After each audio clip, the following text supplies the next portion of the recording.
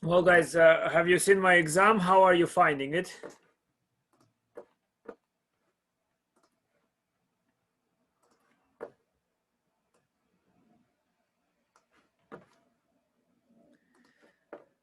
There was somebody in the morning, two people said the exam is unfair. So if you're spending a lot of time or your solution in one question is very long, most likely you're not doing it in the optimal way. Yes. So if your solution is lengthy and there are a lot of calculations, most likely you're not doing it right, or at least not using the best strategy. Good. If you have questions afterwards regarding something there on the exam, I can help you with. Of course, yes. The answer is if you're selecting the right way, they are short, right? There's many ways to get to any place. Like you can go to the grocery store by just Googling the shortest, closest path, or you can take an airplane, fly to, I don't know, to India and then back.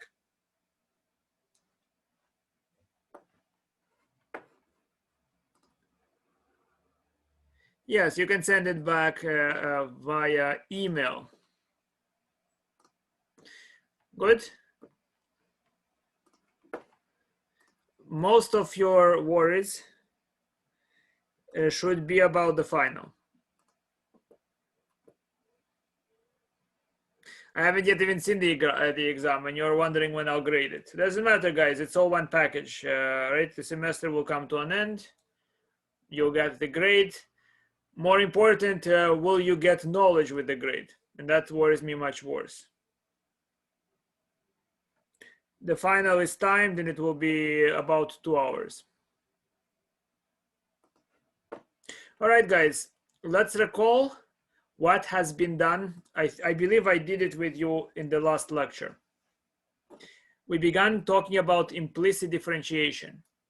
So remember that if you take, for instance, a circle and you zoom in at a point, and I said this point should be 5 over root 5 rather than just 5.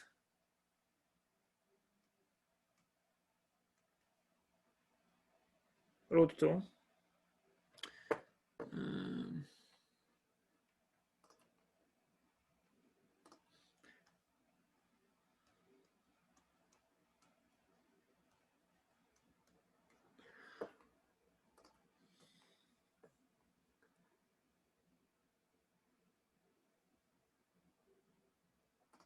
If you have to take a little more time, that's okay as well. Okay, for the last thing about the exam, just do it honestly, do it with knowledge. That's all. So 5 root 2 over 5 root 2 should be this point, guys. And if I zoom in at that point, I shall see a straight line. That straight line is what is the reason that we cannot tell the difference between a straight line and a circle locally, or between a plane and a sphere locally, is the reason why, you know, for so many years, for the most part of human history, the Earth was not presumed to be round.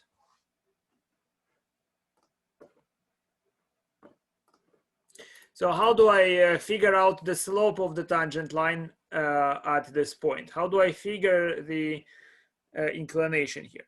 So although y here is not globally a function of x, nor x globally a function of y, nonetheless, I can select this red square, and in the red square, y is indeed a function. So I mean, I don't really care about the lower part of this circle, only about this point. Do you agree? When I'm zooming in at it. And for that point, I can just take the upper part of the circle, which means that when I solve the equation, I get that y is equal to square root of 25. Right, y squared is equal to 25 minus x squared, and y is equal to root of 25 minus x squared. A quick comprehension check, guys. Suppose I decided instead to zoom in at this point, which is 5 over root 2. Minus 5 over root 2. I zoomed in at that point. What formula for y would I obtain? right? So y is still given by x squared plus y squared equal to 25. What would be the explicit formula for y that I would be using in that situation?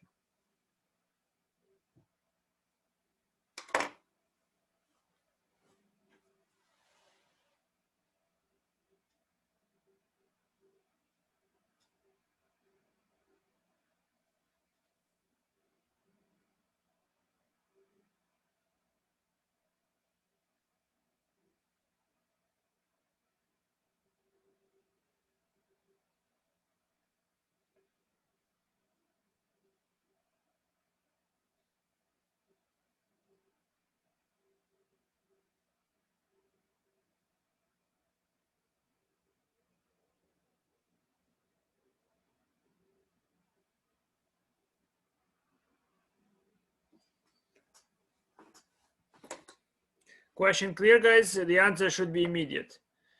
If I zoomed in at this point, what explicit formula will you be using? And by the way, guys, turn on cameras. It's boring without it.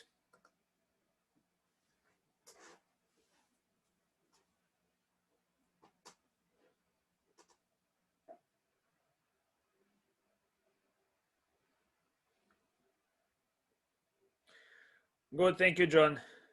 Clear, thank you so much. And more importantly, guys, what are we thinking about? Simple question. We are zooming in at what? What's the explicit formula for y?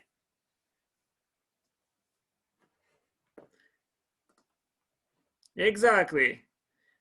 It's minus root of 25 minus x squared. Minus in that situation. If I zoom in at this point, I should take y of x equal to minus root 25 minus x squared. Agreed? Very simple. Y minus because y is negative here. Y here is below the x-axis. Good? But because we're zooming at this point, we're taking the positive root. So let's go. By explicit differentiation, again, back to this point, by explicit differentiation, we can take the derivative of root of 25 minus x squared. That by chain rule is 1 over 2 root 25 minus x squared times minus 2x. When I simplify, it's minus x over root 25 minus x squared. So I get minus x over y is the formula for the slope. Do you see why minus x over y? Because I recognize that this red box is actually just y, the original function. The derivative of this function is minus x divided by the same function. That's what this is saying.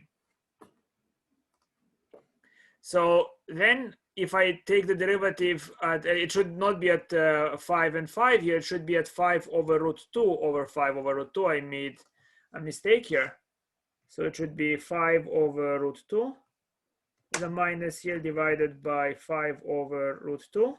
But it doesn't matter, guys, because it's just a number over itself. And the number over itself is 1. With this extra minus, we get minus 1. Yes? All clear. Now, we might as well, that's why this topic is called implicit differentiation. Implicit because we skip trying to solve for the function. We just use a little bit of imagination, guys, and a little bit cleverness. So what we pretend to do is we pretend that we already have the formula. Yes, that the formula is in our hands.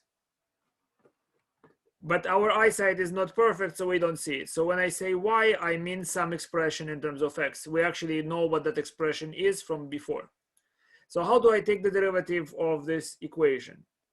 Taking the derivative of the left part gives me derivative of x squared plus y squared, and that would equal to the derivative of the right part of 25.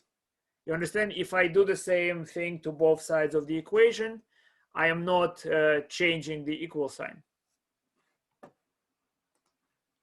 So what do we get here? We get derivative here is 2x plus 2y y prime. Where here I use chain rule. Do you see I kept the x, here I use chain rule. So chain rule, it's a known function. It's a quadratic function that has eaten a function whose formula I don't know. So I use chain rule there. Derivative of the outer function is 2 times the inner function multiplied by the derivative of the inner function. You're following, guys? It's all clear, and not just for when I'm solving it. You understand the idea. What's implicit differentiation is taking derivative of a function whose formula you don't know explicitly. That's all. And what do you get? You get that this is equal to 0. Then solving this equation, moving everything that does not have a y prime across. So here it is. I move 2x across, it becomes minus 2x, and I divide by 2y, and I get minus x over y. Okay, again, the perennial questions about the exam. All right, what is about the exam? For the exam?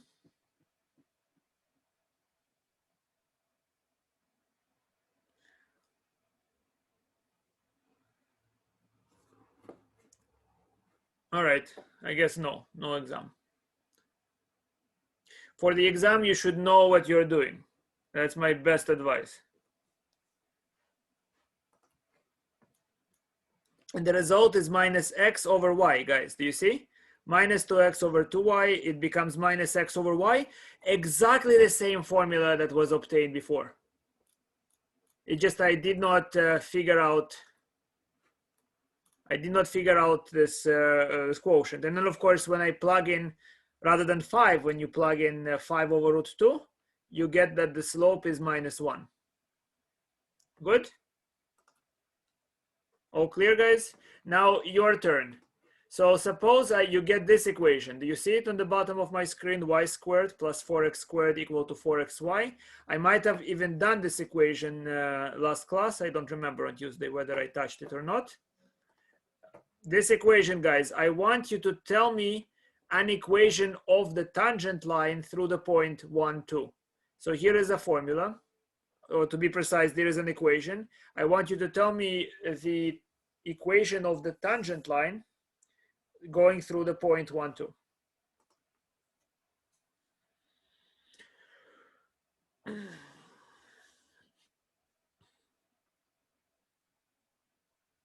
First, let's do it explicitly.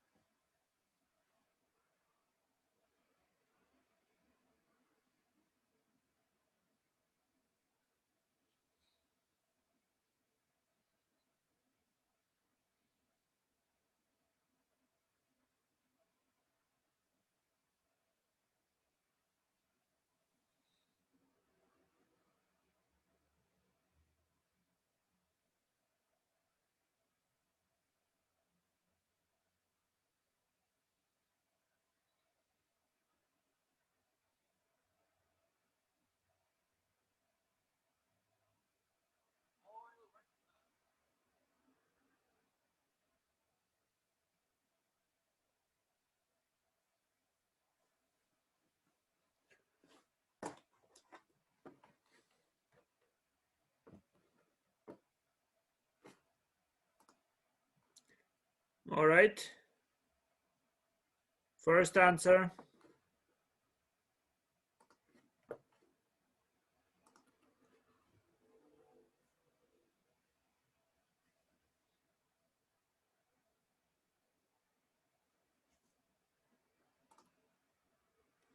Great, Moshe.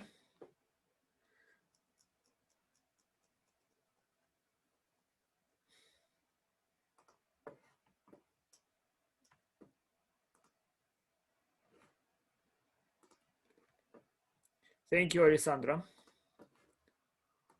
So guys, you all should see very quickly that if I move 4xy across the equal sign, thank you, Ibrahim. If I move the 4xy across the equal sign, what am I getting? This is a perfect square, right? You just have to recognize perfect squares. Yes? So this is the square of y minus 2x.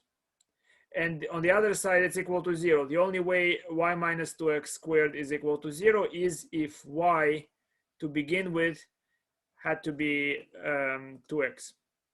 So we are dealing with a line. Our formula for y is y equals to 2x. Would you tell me then what's the tangent line?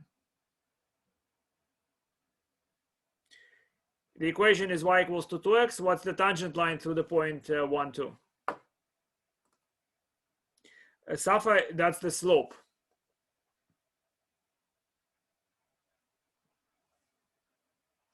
So what's the tangent line?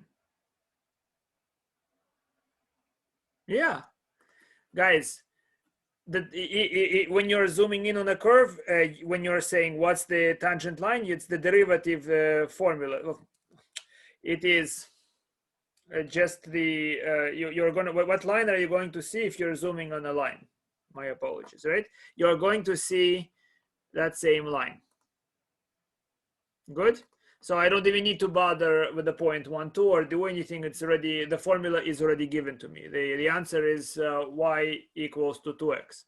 And if you zoom in at any other point, it's y equals to 2x. Yes?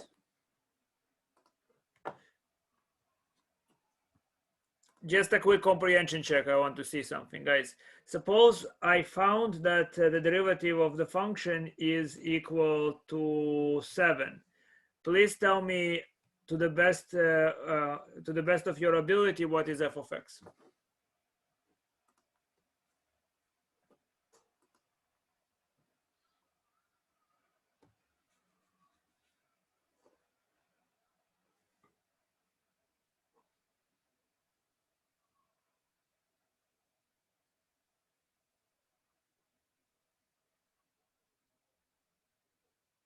To the best of your ability, guys, tell me what is f of x, please.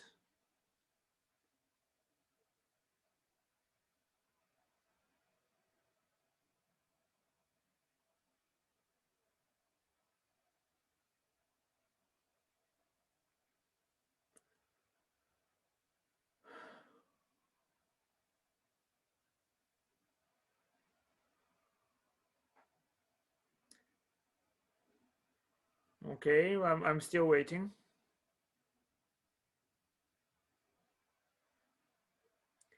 The fact that this is not answered by 30 people instantly, it's not good.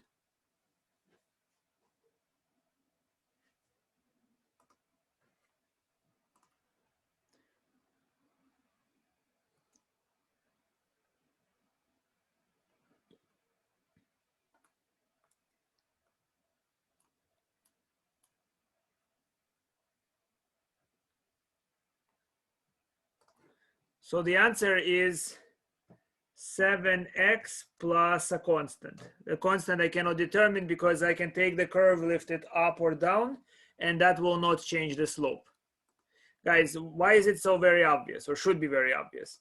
We think of any curve as built up of line segments. You see this?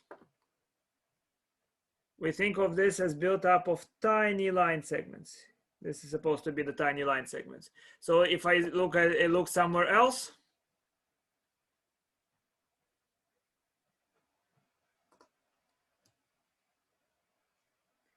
I see in general a different line segment, and it has a different slope, different orientation. Yes.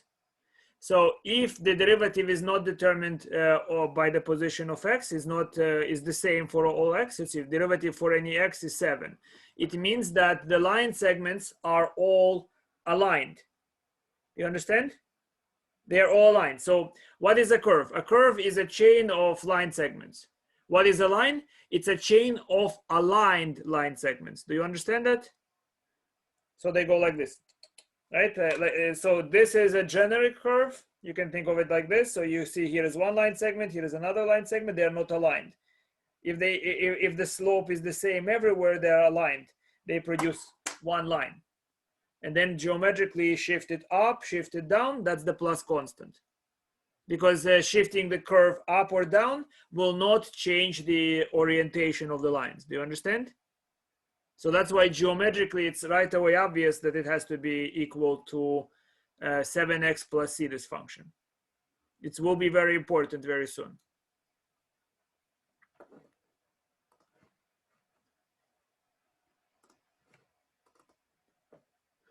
So this curve is then, as we were saying, y equals to 2x.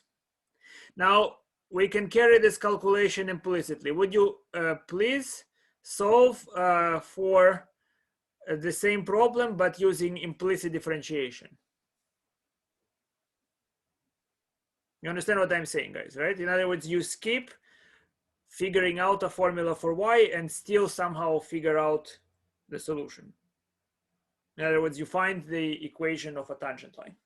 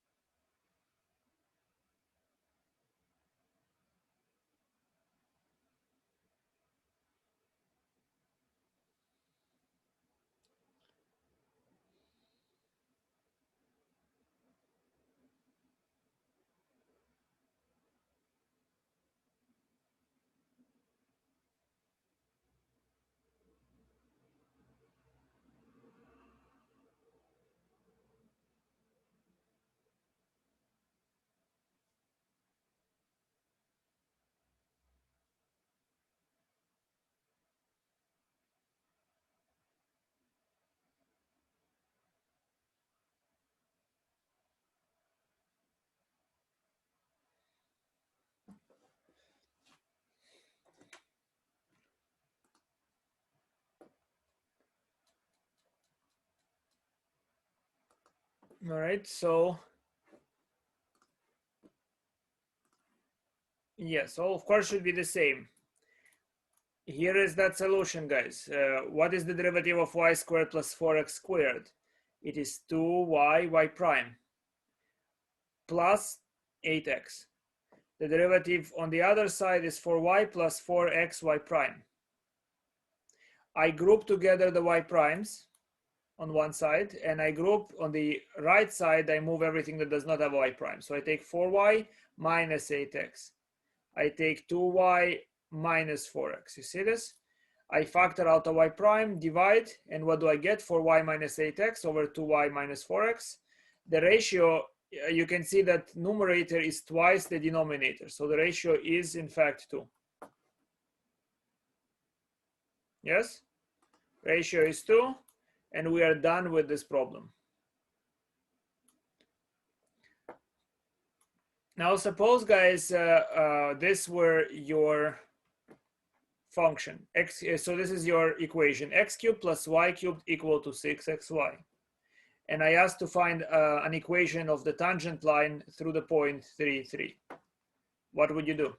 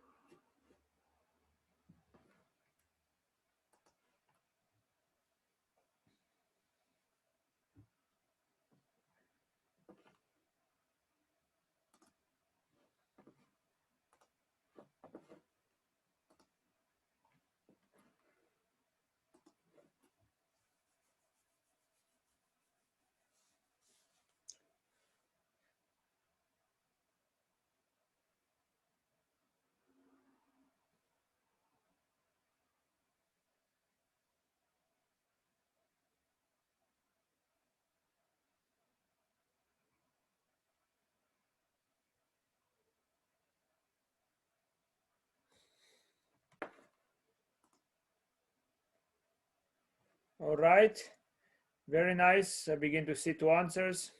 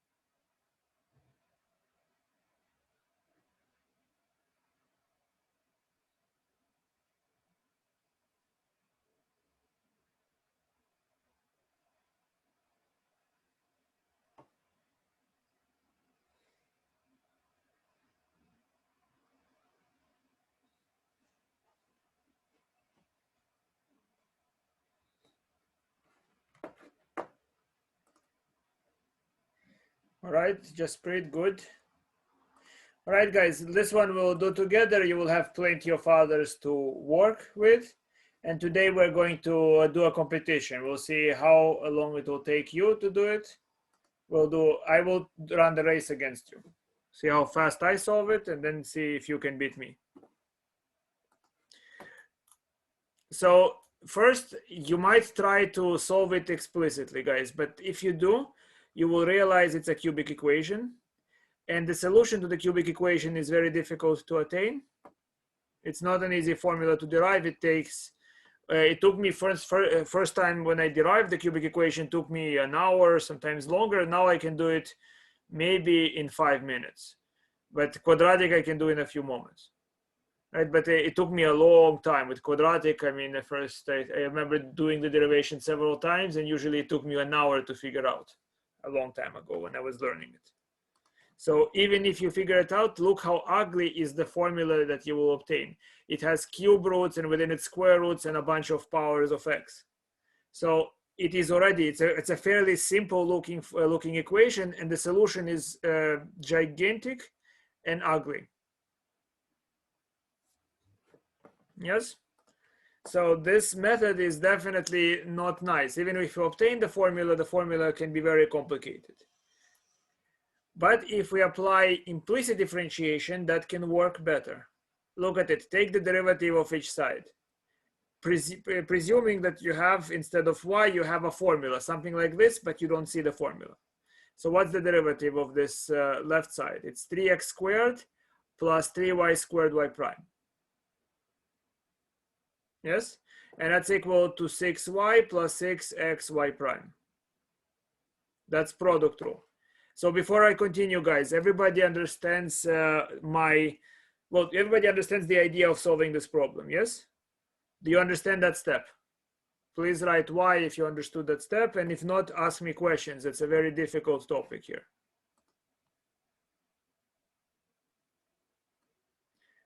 Good. So all it is just a slip of imagination, is that I pretend that I see a formula that I solved here, and I use chain rule. Right, that will be, I can explicitly differentiate the cube part, but not the part that sits inside the cube. And then all I have to do is just bring together terms that have a y prime. So I take this term and that term and I move it to the left. And everything that does not have a y prime, I move to the right, and I get this equation. Look at it. You see, it's just move this across and factor. Everybody understands how to do that part, yes? I know that some people have trouble with basic algebra. So move everything to one side that has a y prime, and to the right you move things that have no y prime. And that's what you get. So what is y prime? Y prime is 6y minus 3x squared over 3y squared minus 6x upon plugging in 3. Notice that numerator and denominator are in magnitude the same number. Look at it. You see 3 times 3 squared, and you have it here 6 times 3 and 6 times 3 here. So that means the fraction has to reduce to -1. Yes? So that means that the slope is -1. And so the equation is y minus the y-intercept equal to minus the coordinate of the y point there, equal to -1 x minus the x coordinate. All right, guys, here is the next challenge. Sine of x plus y equal to y squared cosine x. Let's see. So the implicit version is not only easier, is that, guys, for most equations, they're going to be so hard that you will not, and not just you, I will not be myself capable of solving the equation. Do you understand? Most equations that you will encounter are so difficult that you cannot solve them. But you can pretend to solve them and still obtain the derivative. So are you ready, guys? We're going to take the derivative of this function. Ready, set, go.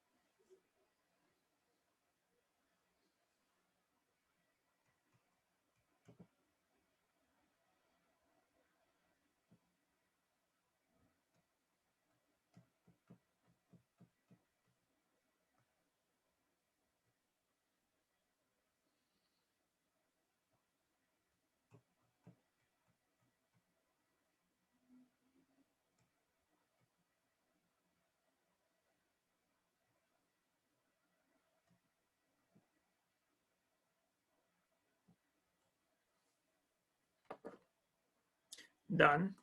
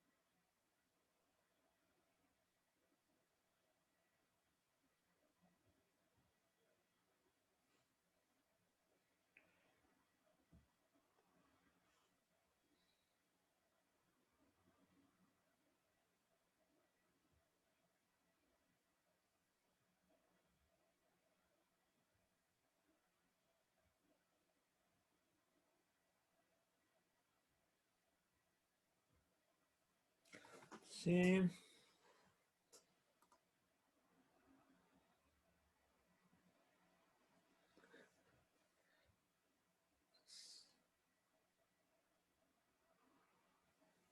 Safa, something is off.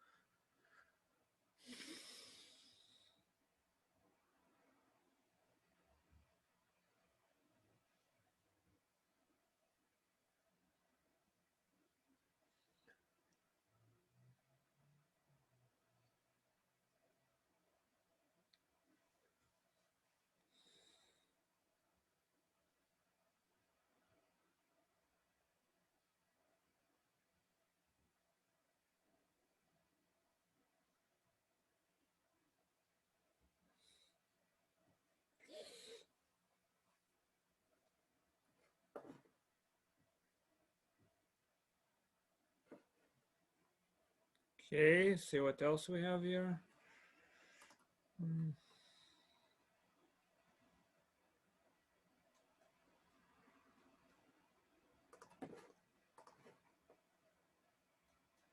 Okay.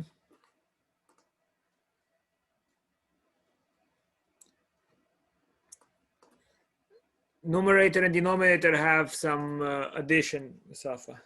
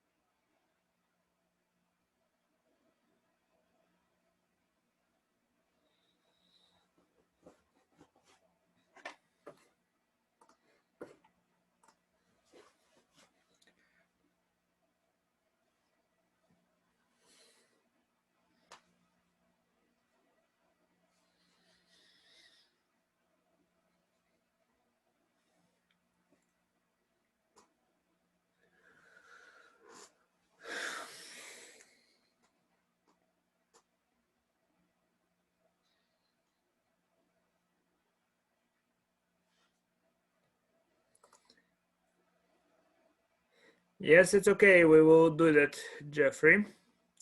We'll see where the confusion arises. Just wait 1 more minute, guys, and we will solve it together.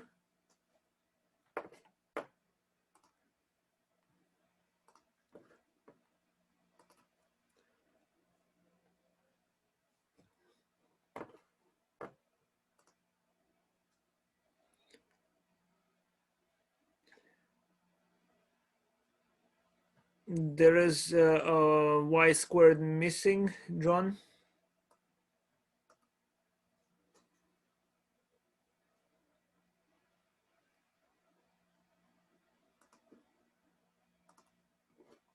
All right. Let's do it together, guys.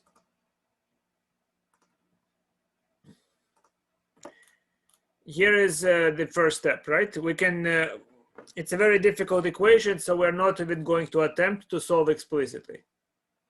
Besides, even if we could succeed, it will probably have horrible formula. So we are going to take derivative of the left and of the right. What's the derivative of the left? Well, it is cosine x plus y times the derivative of the inside. So make sure to multiply by parentheses. Derivative of x plus y is 1 plus y prime. So far, so good? On the other side, it's product rule. So it's 2y prime cosine x plus y squared minus sine x. You see, I applied product rule, and when I take derivative of anything involving y, I differentiate implicitly. So what do we have here? We have here I can distribute cosine of x plus y through 1 and y prime. So I have cosine x plus y plus cosine x plus y, y prime. Yes? On the other side, I just, here I just pushed the negative here. So I roll this extra line, just in case you need it. Now, guys, what's my next step? My next step is always to bring things that have a y prime to the left and things that have no y prime to the right.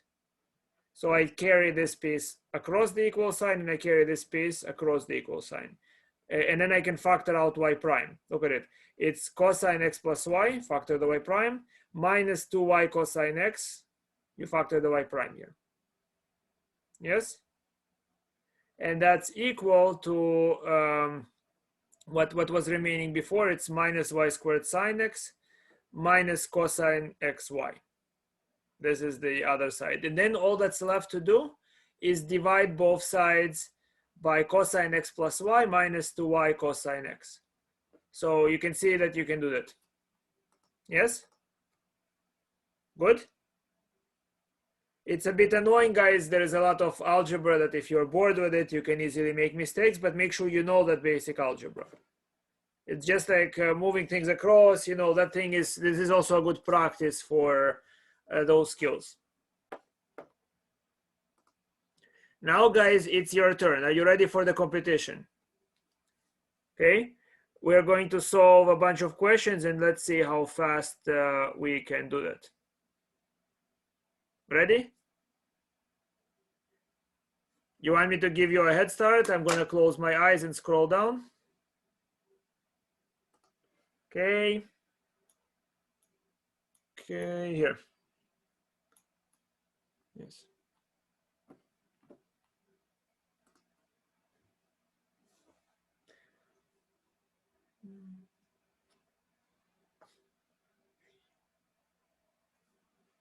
I'm going to wait 1 minute and then I'll start. Actually, I'll wait 2 minutes and I'll start, okay? I'm not looking. I'll go do something else.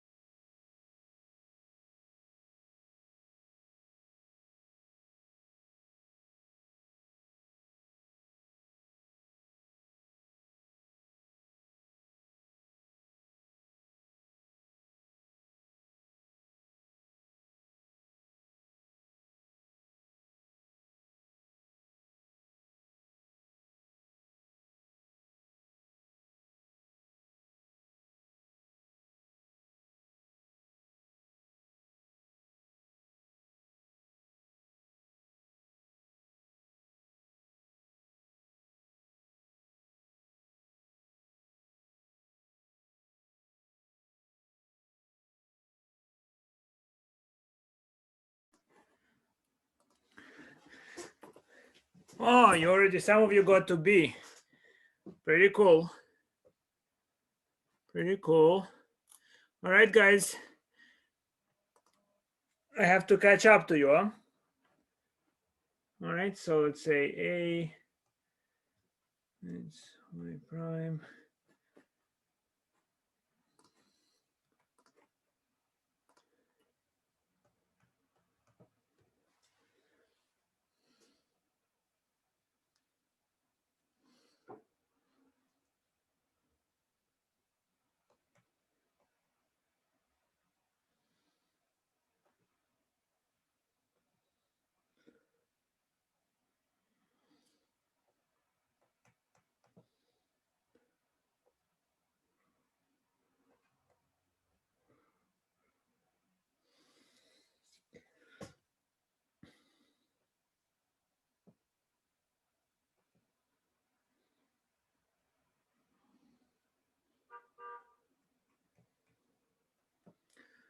Okay.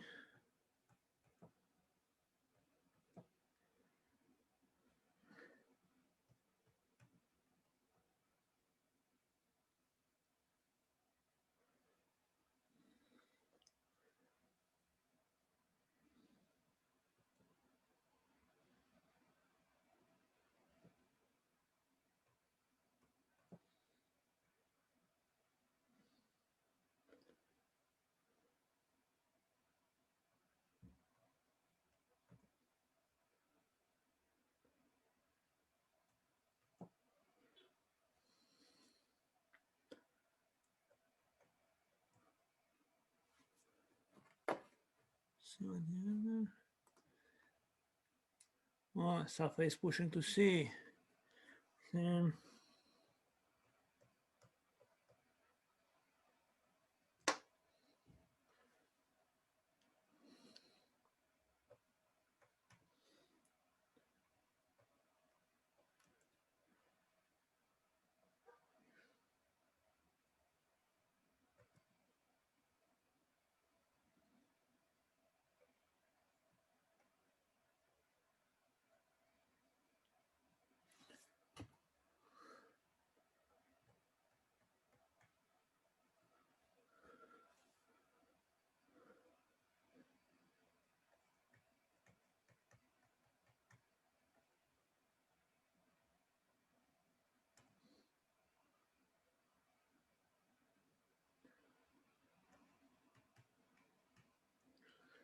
okay. Okay, I'm hopefully catching up to you guys. Now I'm at D.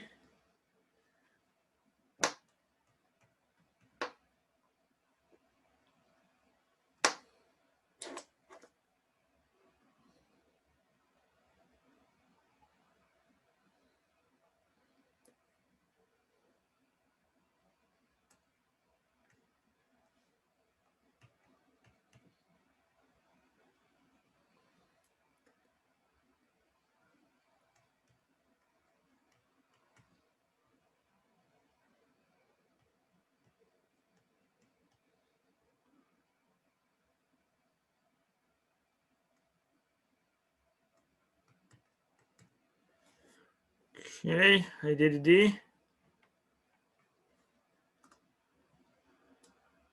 Safa, be careful. I just see a D. D. Your D is wrong because it's different from my D. Okay. E.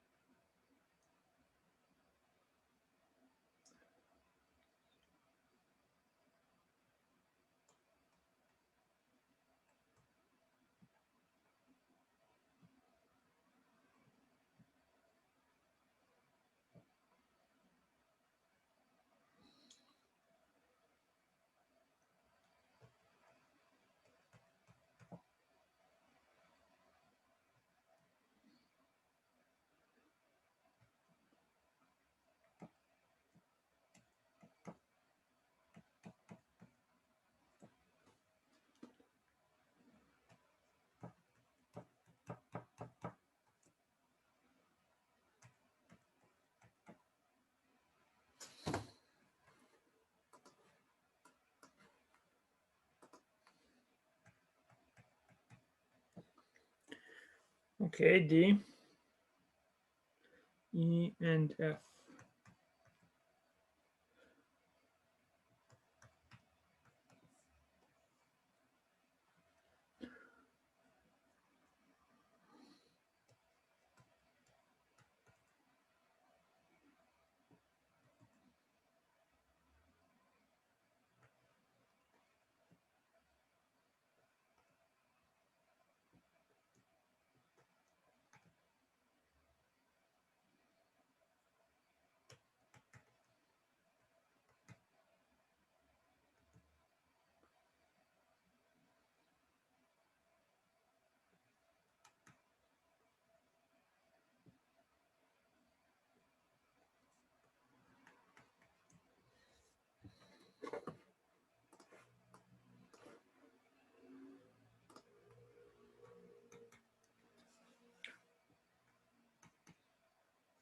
All right, I'm done with all.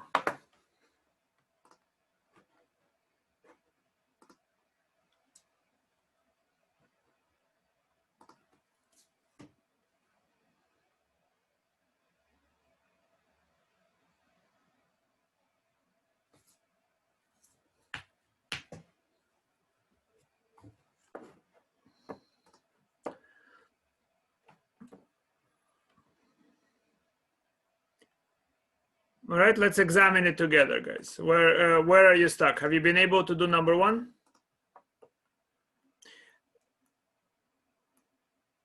Let's see the solution to number one, to A. So I can move everything to one side and it's equal to 0. The derivative is then what? The derivative is 6x squared plus, this is product rule, so it would be 2xy plus x squared y prime minus y cubed. This is again another product rule, minus y cubed minus, I don't touch the x, I keep the x and I just take the derivative of y. So it would be minus 3x y squared y prime. Yes? Now you see I underlined in red terms that have a y prime. Yeah? And then I just group them together and factor out the y prime. That's what I get. And everything that does not have a y prime, I move across the equal sign. That's everything not having a y prime. So then I just divide and I got my solution for y prime. Yes? Now, you should ask, of course, an interesting question, guys. I mean, if you have that. Does it surprise you that I do it so very fast?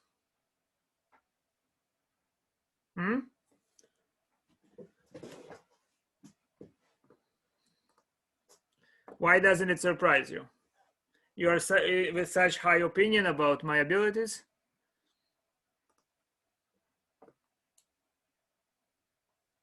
You should always ask yourself, how is this dude doing it fast, right? I mean, I could do it faster. I mean, you know, I was stretching, doing other things, watched a short video or two on YouTube.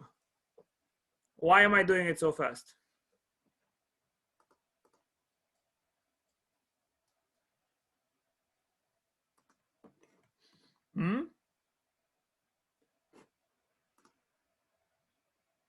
That all may be, but that I'm better than you, but that's not helping. I mean, that's not giving you any knowledge. What is better than you? It's very defined better. You know how am I doing it? I'll give you a secret. It's because I'm not doing it the way you are at all. I'm cheating. Although I'm not cheating, to be precise, because, you know, I told you, if you know what you're doing, guys, you can find shortcuts. Very, very fast shortcuts. Do you want to see the shortcut? Unfortunately, the shortcut, you will not understand why it works. And I always, whenever I begin this topic, I just have to remind myself, why does it work? It involves multivariable calculus. But I will not be able to explain to you without talking about partial derivatives why it works, but I can show you what I do. Yes? Let me show you what I do. No, no, no, no. I mean, that's boring. Do you think of me that dishonorable? No, I know calculator. It's just, guys, I'm trying to tell you something. If you know the subject, if you understand your neighborhood, you can find lots of shortcuts, lots of ways to get to where you want to go much faster. You understand? I see, okay, you're going this way, this is your route, but I ask myself, where are you going? And because I know where you're going, I can get there much faster. I can fly over it. So here is the situation. Okay, guys, suppose I asked you to find the derivative of x squared e to the y plus maybe sine of x, let's say sine xy, something like this, right, is equal to maybe x cubed y. Okay, this is the equation that you're solving. What do? I first of all make everything equal to 0. So I write x squared e to the y plus sine xy minus x cubed y equals 0. Then this expression is a function of two variables. So it's f x y. So it's actually an instance of what you call a level curve in multivariable calculus. Okay? And I know how to take derivatives in multivariable calculus. And I'm not going to explain why it works, unfortunately. So be careful if you use that procedure. I do not forget the formula because I understand why that works. But you might forget the formula because you do not understand how it works. So here is what I do, guys. I calculate two things. I calculate the derivative with respect to x. It's called partial derivative. So what I do when I calculate f sub x means I pretend that y is like the number 5. It's constant. You understand? It's a constant number. And this is what I will get. F of x is, in other words, e to the y is just like e to the 5. It's a constant number. So I get 2x e to the y plus the derivative of sine xy. I think of it, it's like the derivative of sine x times 5. So it becomes cosine of xy. The derivative of x times y in that case will be y. Notice, guys, do not be confused. All right, it's not y prime. I'm not assuming y is a function of x when I do this process. Okay, this, and then I take the derivative of x cubed y. That becomes minus 3x squared y. Do you understand what I did, guys? I pretended that y is just a number, not a function. Then I also need to calculate the same partial derivative, but with respect to y. When I do that, the roles are switched. Now y is my variable and x is the constant. Okay, so here's what I get. When I take the derivative of x squared e to the y, with respect to y, it's just the derivative of e to the y. So that becomes x squared e to the y plus the derivative of sine xy becomes cosine xy, but this time x is the constant, so I multiply by x, and then here minus x cubed. Now it always happens that y prime is equal to minus the ratio of fx to fy. It's always that ratio. So the result is that y prime, the derivative that you get to using the strategy you just learned, it's minus the top formula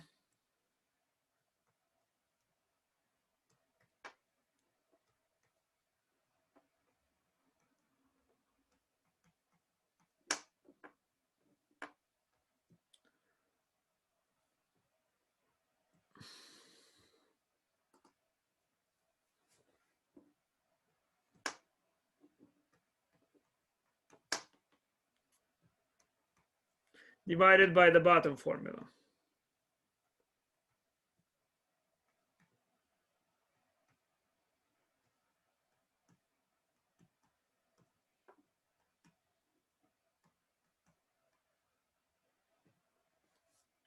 That will be the derivative. That's the answer. So I'm so fast not because I run faster than you guys, but because I don't go in the same direction. You understand?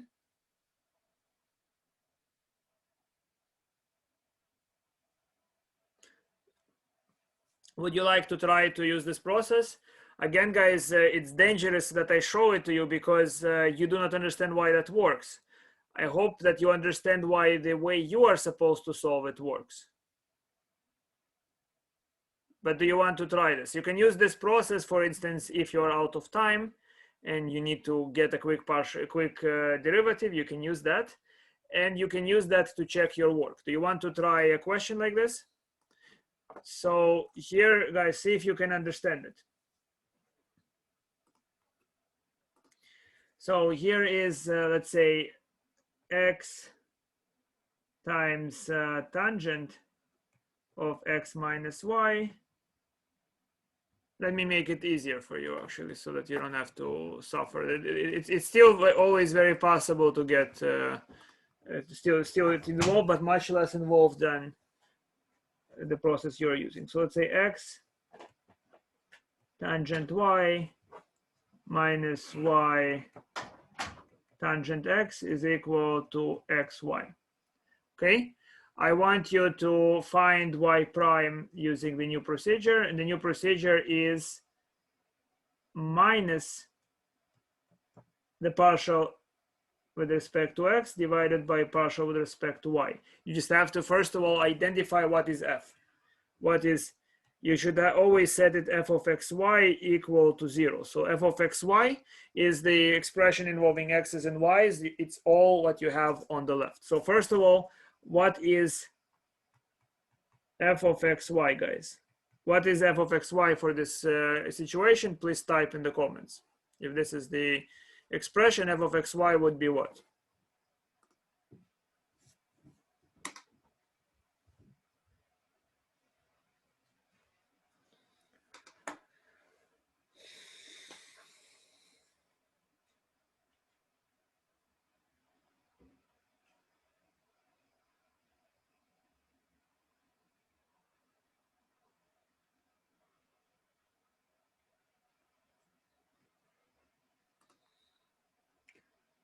Okay, good, good.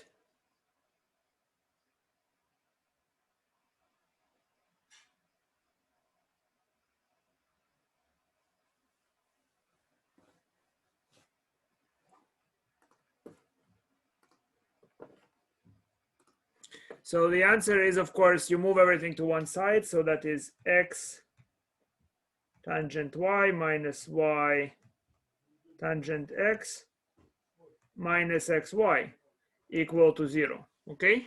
Now, please, using this information, this is the expression that you need to think of. Tell me what's fx.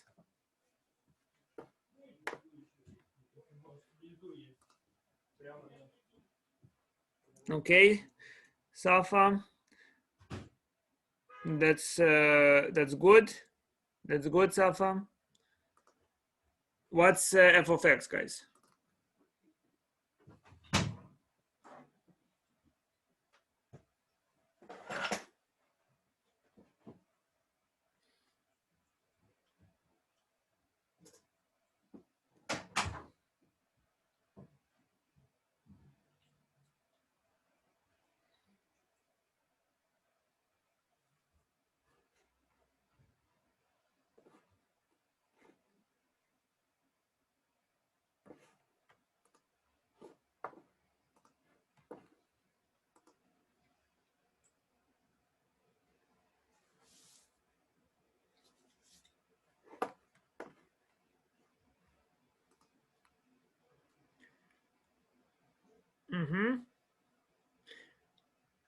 We can either do it right away, guys, up to you, or do each of them separately. Okay. Top is, I pretend that this function, every time I see a y, maybe I can imagine I see the number 5 or some sort of number. Yes. And then only the x is the variable. And in the denominator, f sub y, this is the partial with respect to y, this is reversed.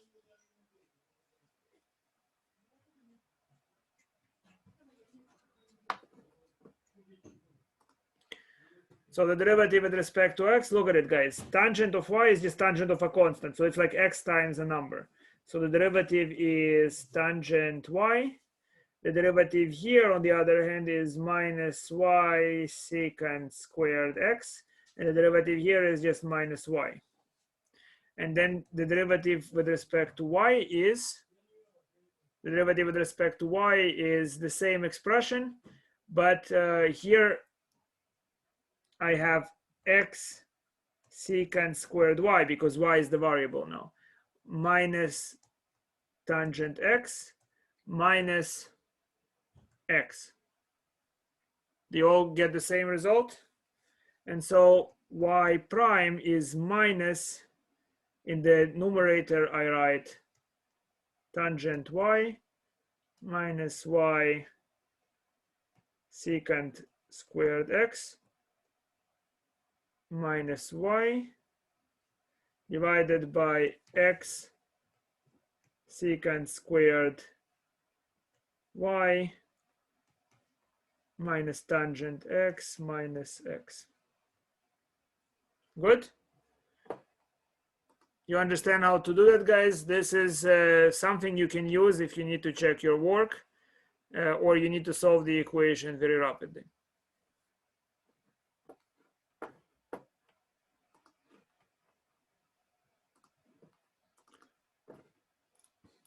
So it's a good practice to, of course, use the old technique, guys. It will improve your algebra, which you need improving.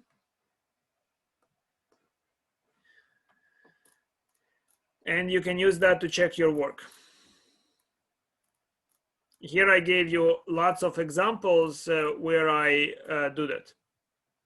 You see? Lots of examples where I use Calc 3 techniques. And this is the expression. You can then use those functions. You can find the derivative directly. I mean, using the Calc 1 technique, or you can use the Calc 3 technique to check your work.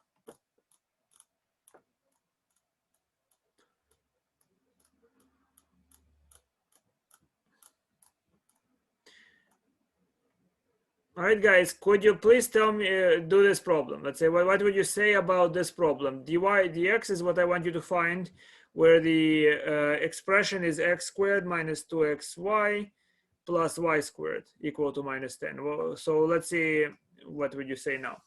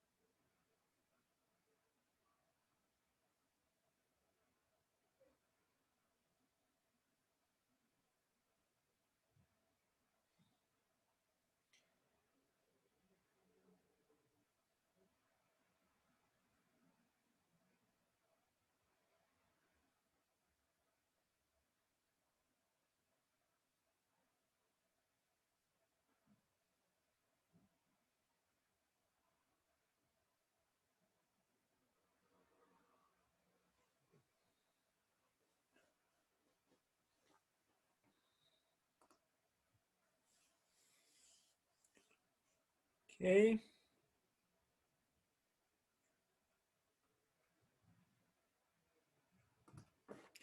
Safa. Be careful, Safa. Some mistake in what you wrote.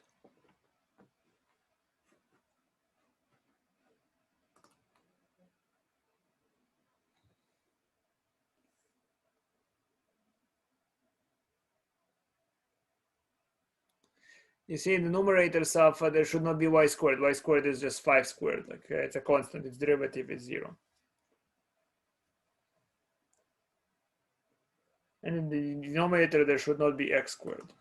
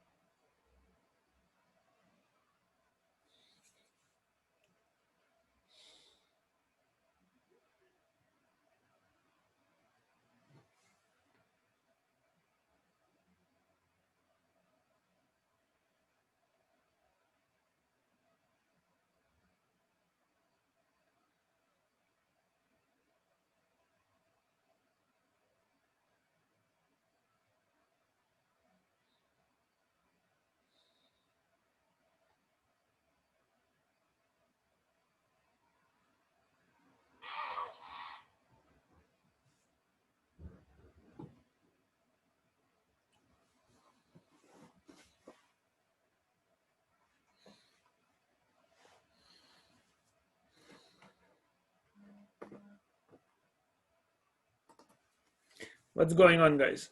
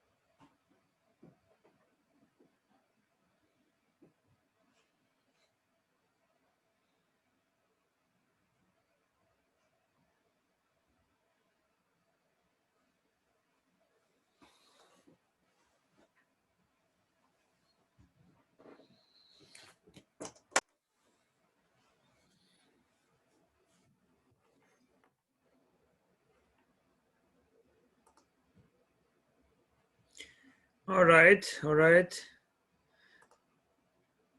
What's going on, guys? Why does it take so long?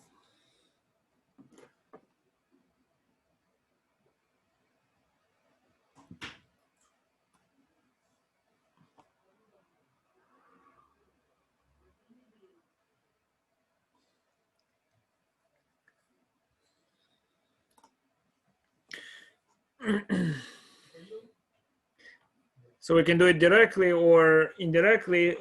If we do it indirectly, then y prime. Okay, Safa, good. So y prime is minus, numerator is going to be 2x minus 2y, and denominator is minus 2 minus 2. 1 second.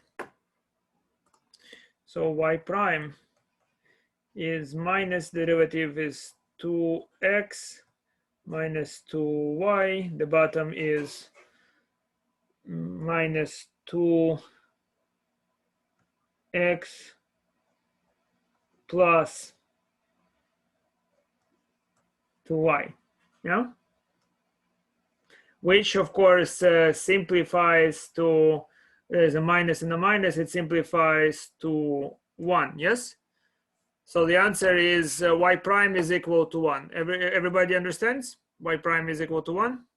Write y for yes if you understand. I want to see a lot of y's if you understood.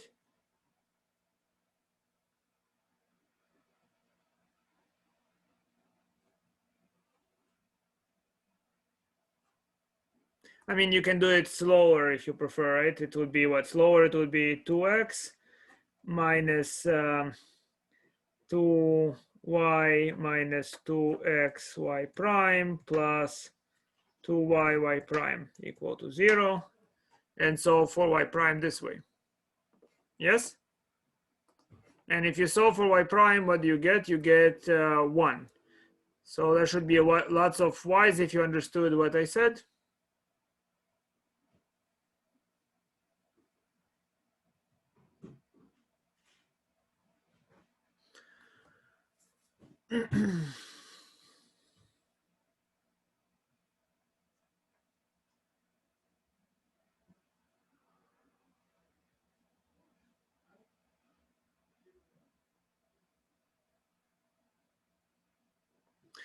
And some of you are hesitant, guys. If you're hesitant, let me know what bothers you. Maybe something bothers you.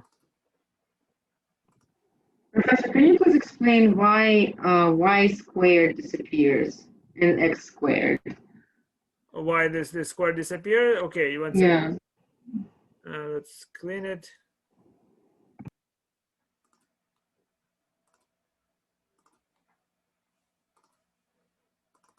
So I think the equation is x squared minus 2xy plus y squared equal to minus 10. Yes. So I can do that.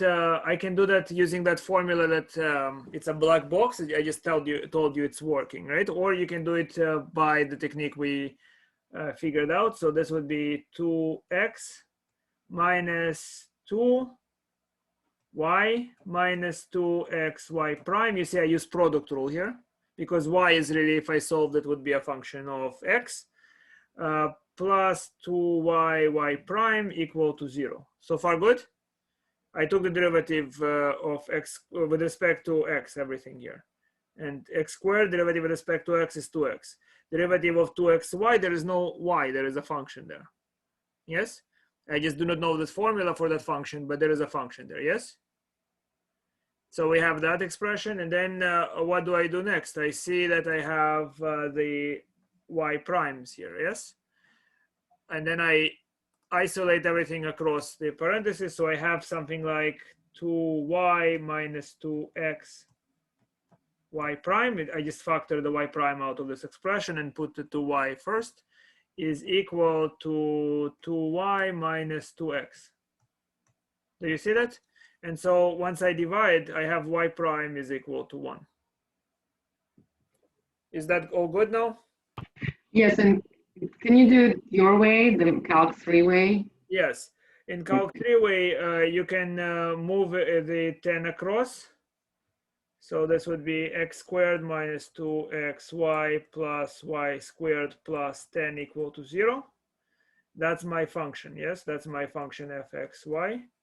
Now the derivative y prime is going to be minus the derivative of this expression with respect to x. So that means I pretend, when I do my Calc 3 way, I pretend that y is a number, like 5 or something, whatever it's convenient to imagine for you. So I take the derivative, it becomes 2x minus the derivative here is minus 2y, you see, because x disappears when I take the derivative of x. It's just like 2 times 5, right? So it's like 2 times 5 times x becomes 2 times 5. So it becomes 2 times y, and y squared is a constant. It disappears because it's like plus 5 squared. Okay. In my way, I pretend that when I do numerator, I pretend that y is not a variable but a number. Okay, like the number 5. That's the way it works. That's why this, my way, I mean, if not understood, can of course be confusing. They will give the same result, right? This is the result from Calc 1 you should understand, but this result, it's involving other ideas. It's not hard to understand, but it involves a bunch of other ideas which will take too long to explain. So then the derivative here with respect to y, same thing, but now I pretend x is the constant. So that when I take the derivative of x squared, it's 0 because it's like 5 squared. When I take the derivative of minus 2xy, it becomes minus 2x. You agree? Because the y is now the variable. Derivative of y squared is plus 2y. You see? So for the numerator, I pretend that y is constant. For the denominator, I pretend x is constant. And I take the derivative as if y is my variable, yes? So, and then you look at this expression, you can move the negative inwards, and you can see that the result is 1. Everybody understands? Right, y, if you now follow what was just said.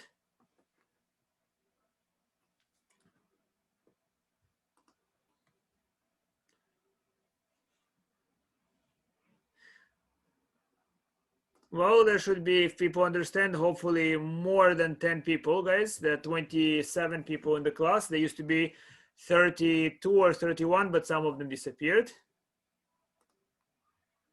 Looks weird, Jeffrey, right? It bothers you. What looks weird about it? Oh, 27, another person decided to disappear. Aha. Well, okay, it's fine. As it happens, guys, the story is not as nice as I just said. You know what you just did? You did an exercise in futility because this thing is meaningless. Why is it meaningless? Because look at this equation, guys. X squared minus 2xy plus y squared is a perfect square. So you were solving the equation x minus y squared equals to minus 10. So that equation has no solution, so you were differentiating a function that doesn't exist. Isn't it funny?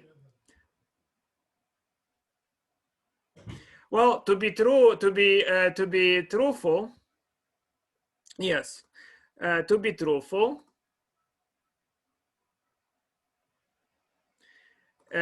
you see, this has a complex solution. There is a number squared that gives you this expression. It's just it would be a function involving imaginary numbers. So what is y? Y would have to equal, for this to be minus 10. Y would have to, so x minus y squared. Well, x minus y would have to equal to square root of 10i or minus square root of 10i. So basically, yes, so there is an imaginary number, it's just a weird expression altogether, right? Which we do not deal with in this class. Now, I'm not going to trap you, since it's Calc 1, I'm not going to trap you in the situation, guys, but I just wanted to point to a very important fact. You might be busy trying to solve and do something complicated work, but it might be entirely meaningless. Those equations are very difficult, correct? And it's very difficult to understand if there is a solution or not. There is a very deep theorem. You don't have to worry about it, guys. I'm not gonna catch you or trap you with such things. But you should be aware that that it's a trap in some sense, right? There is something known as implicit function theorem. And an implicit function theorem tells you the following, that if the function is differentiable and the derivative, the partial derivative with respect to y, that's a Calc 3 theorem, right, is not zero, and this equation has, you can find a pair of numbers for x and y that solve the equation, then the equation is generating y as a function of x. You understand? At least locally, at least in some region near that point. That's the statement of the theorem if you are interested about it. If there is a point a, b that solves this equation, then and the derivative y prime here is defined, then locally we do have y as a function of x. It's a very deep theorem that helps us know whether or not our work is useless, whether or not there is an actual equation or not. And here is some basic example of how that works. So for instance, the equation sine of pi xy plus xy equal to 3y has a solution where x is equal to 1 and y equal to 1/2. That works. Okay, so and the derivative of this expression with respect to the y is not zero, which means that y equal to y of x is locally meaningful. You're actually, when you're differentiating, you're finding something that has meaning. Oh my God, I lost another person. They're so interested, my God, they're dropping one by one from excitement, I guess. Good.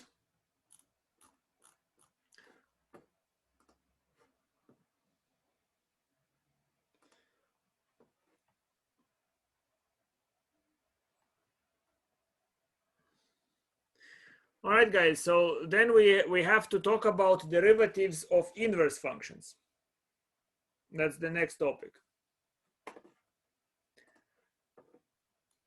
So do you remember what is an inverse, guys?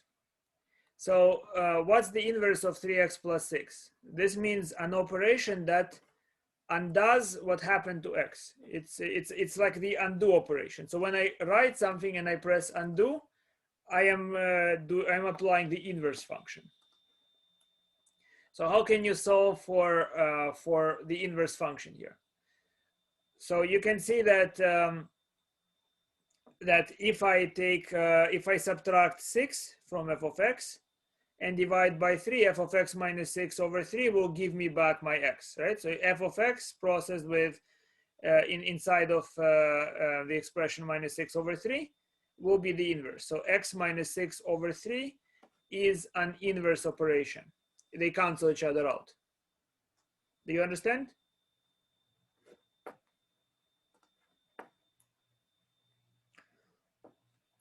So what is the, so first, guys, let's try to understand this situation.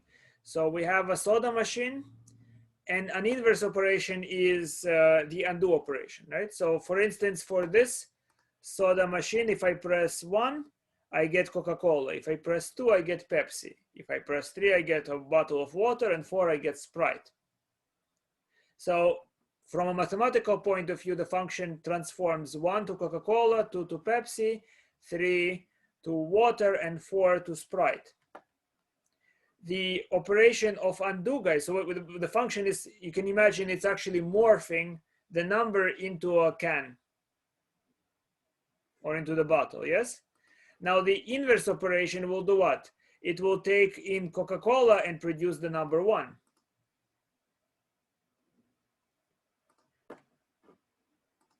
So Moshe, are you asking what rhetorically, like what would it do, or you're surprised by the mathematical way of thinking about what's happening here? So when you press buttons on the vending machine, what you're doing from a mathematical point of view is you're taking the number 1 and making it into a tasty beverage.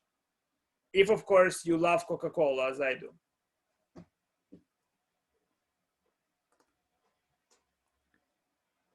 Yes. So what would be the undo function? It will be, see guys, then you say numbers are useless, right? You can just take this number and make it into a drink. Isn't it amazing? The undo operation will then take Coca-Cola and make it into a number.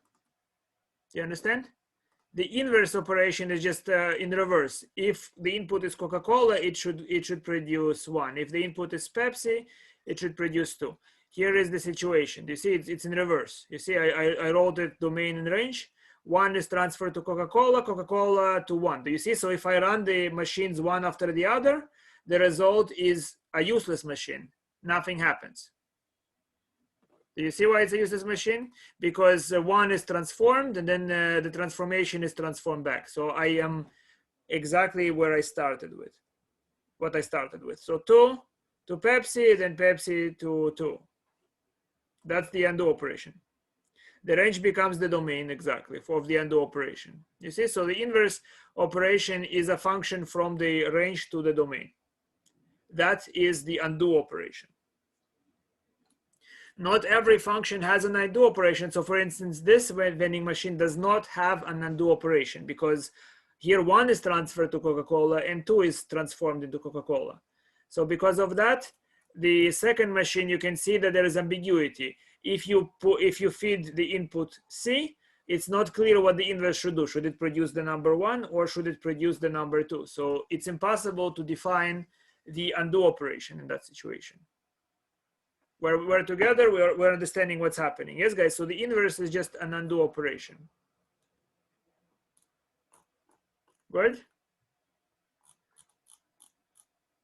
Now, this is the definition of an inverse. If we have a function from domain A to domain B is 1 to 1 and the range is this set B, then f inverse from B to A is the inverse function. And this is what happens. F inverse of f is x and f with f inverse is x, which means what? What is that x, guys?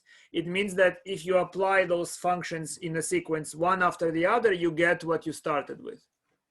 Do you understand what it means, guys? So for instance, if I decide to start with 1, I first apply f to get and then f inverse and I get the same thing I started with. If I first start with Coca-Cola, I apply f inverse and then f. And so I get the same thing I started with. You see, so that x means the input is that I put into this process, then will be giving me back that same input.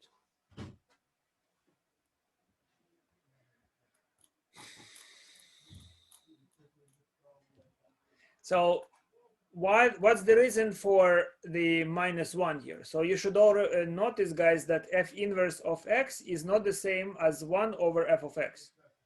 Why are we using the -1 here, guys? What's the -1 about? Right? You remember that a to the power of -1 means multiply by a one less time, right? So for instance, a to the -1 times a squared is a to the 1 because why? Because here we multiply by a twice and this means multiply by a one less time.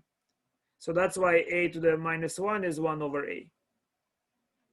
That's one way to enforce the operation multiplying by a one less time. Good.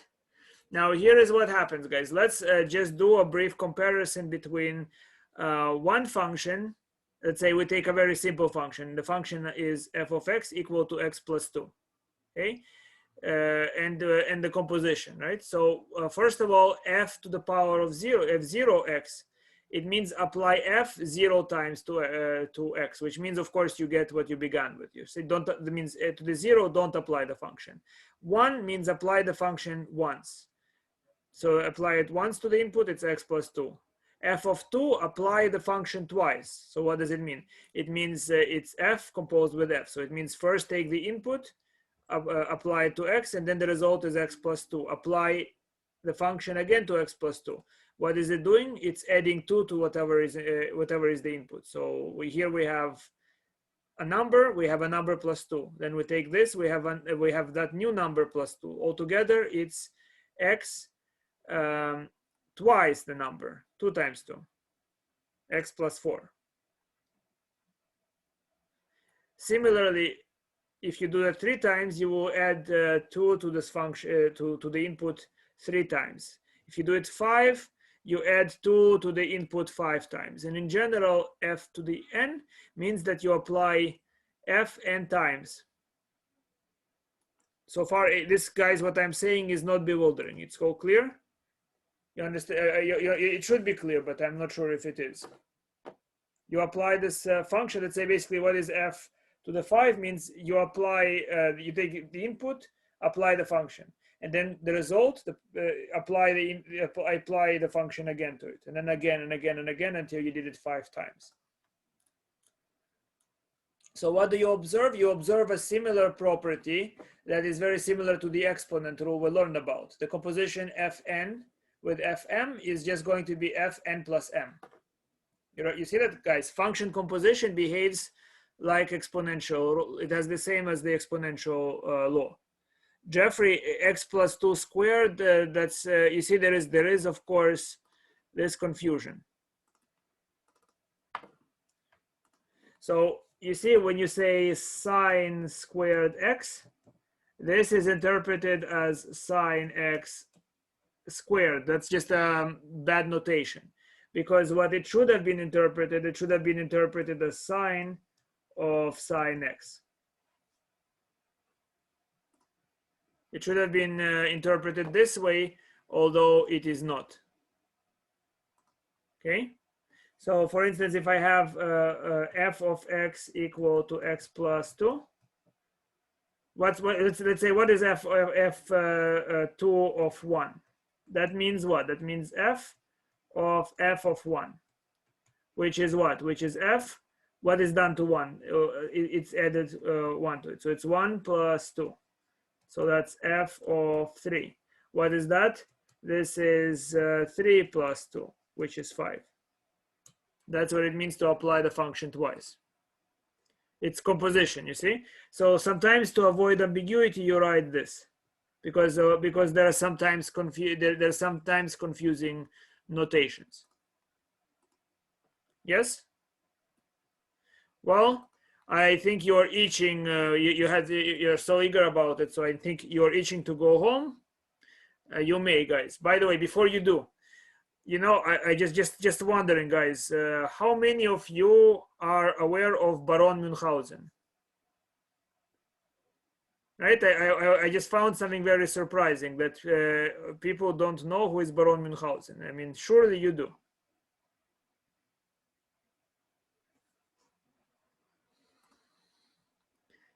Nope.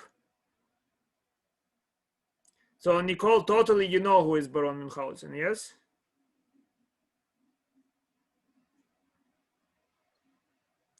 Maybe, guys, the German guy that never lies, that pulled himself by his hair out of a swamp together with a horse, that rode a cannon.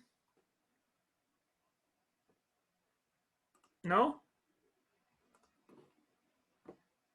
And you're also not aware of Carlson, am I right? You don't know who is Carlson.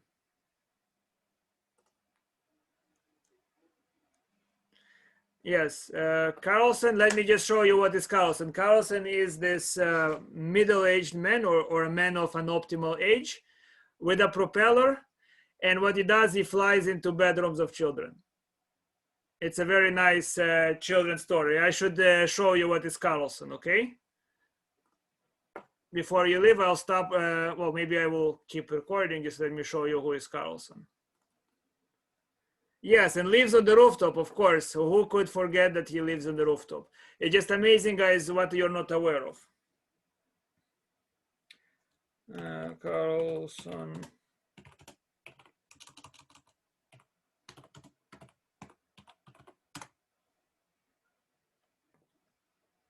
Years.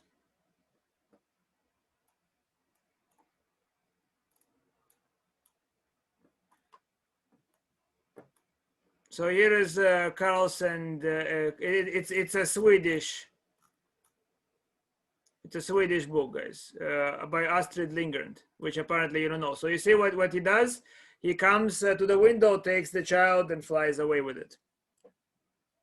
It's a very good cartoon. It's a very good book. You should, guys, read Münchhausen. You should read Astrid Lindgren. Yeah, you can watch you can watch it. The first guy, okay. Let me show you who is Baron Münchhausen.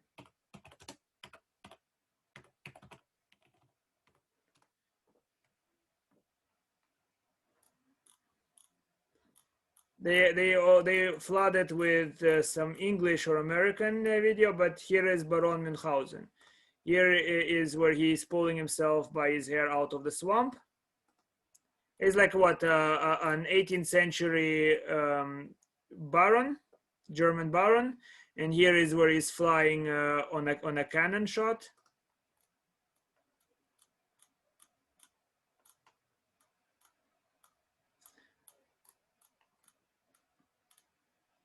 Yes, it's pretty interesting stories here. So that's Baron Münchhausen, and you are not aware of him. I don't know what's wrong with you. All right, I'm stopping the recording.